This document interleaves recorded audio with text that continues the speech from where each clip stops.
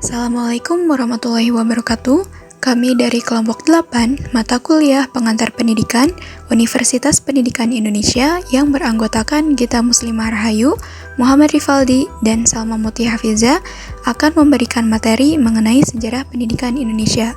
Berikut materinya. Sejarah pendidikan Indonesia dimulai dari pendidikan zaman prasejarah.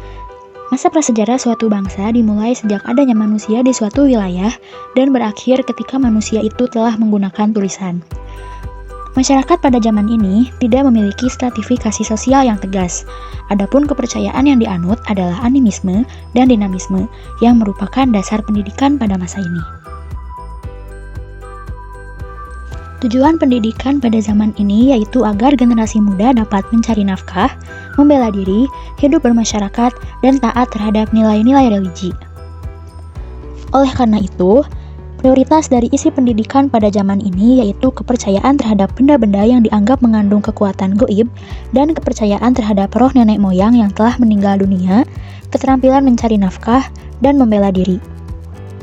Pada masa ini, pendidikan berlangsung dalam keluarga dan kehidupan dalam masyarakat secara alamiah dan menyatu dalam proses kehidupan sehari-hari melalui praktik langsung yang diturunkan oleh orang tua, misalnya berburu dan menangkap ikan. Dengan kata lain, sifat pendidikan pada zaman ini yaitu informal, praktis, dan turun-temurun. Adapun konsep pendidikan atau belajar pada masa ini didasarkan pada hasil pengalaman-pengalaman dalam menjalani kehidupannya. Misalnya, alat-alat yang digunakan pada masa prasejarah merupakan penemuan-penemuan yang berdasarkan pada kondisi alam serta kebutuhan. Terciptanya alat-alat baru untuk keperluan sehari-hari bukan merupakan suatu kebetulan, melainkan sebagai hasil belajar dari pengalaman-pengalamannya.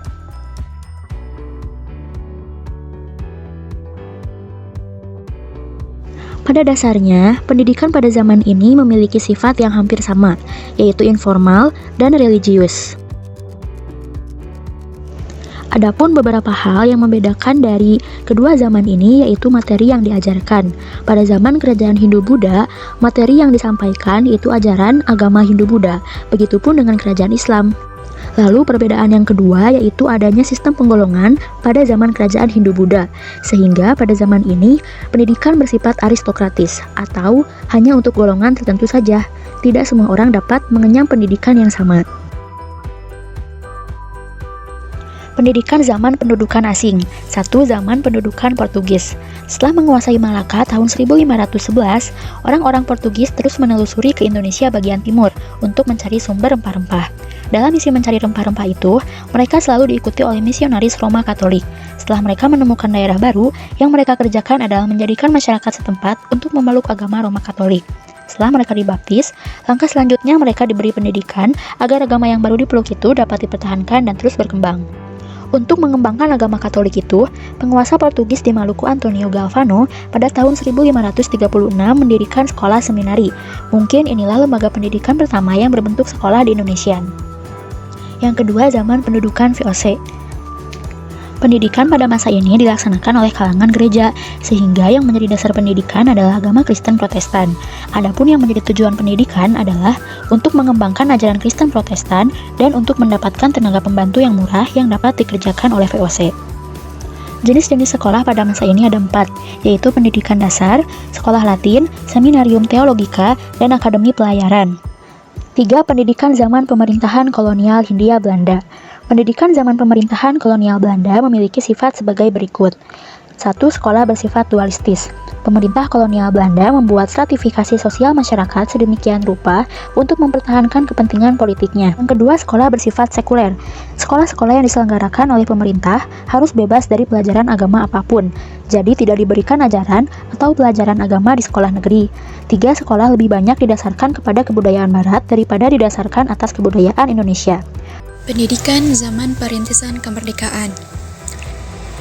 Pendidikan zaman pemerintahan kolonial Belanda sudah jelas sangat berpihak pada kepentingan bangsa Belanda sendiri.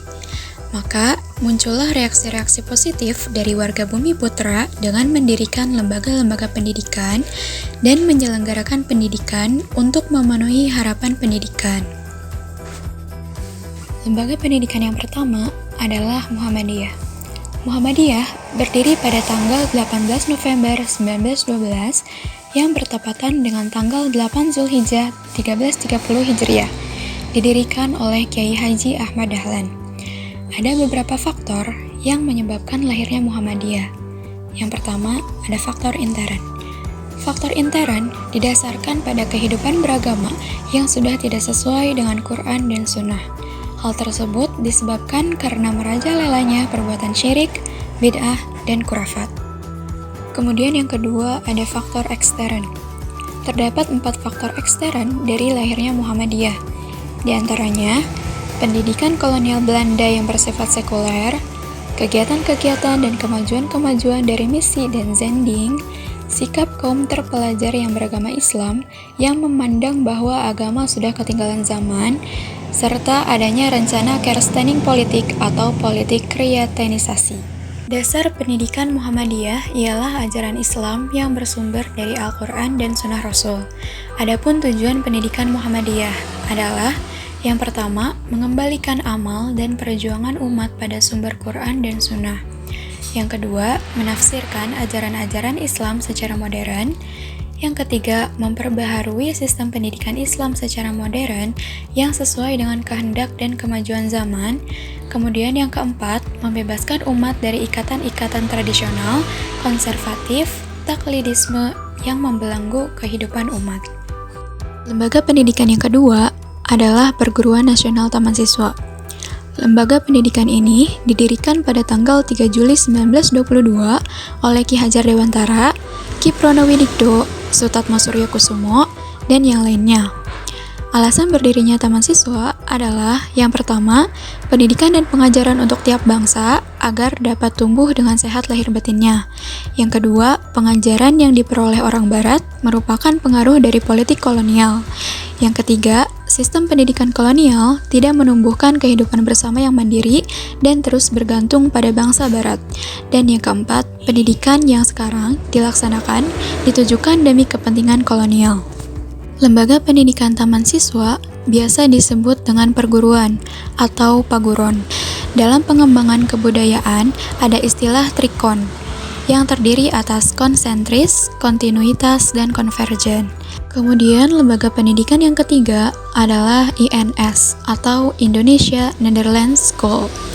INS adalah lembaga pendidikan yang didirikan oleh Muhammad Syafi'i pada tahun 1926 di Kayu Tanam, Sumatera Barat. Muhammad Syafi'i melengkapi pendidikan di INS dengan mengutamakan ekspresi seperti menggambar, menyanyi, dan pekerjaan tangan. Pendidikan masa pendudukan militer Jepang.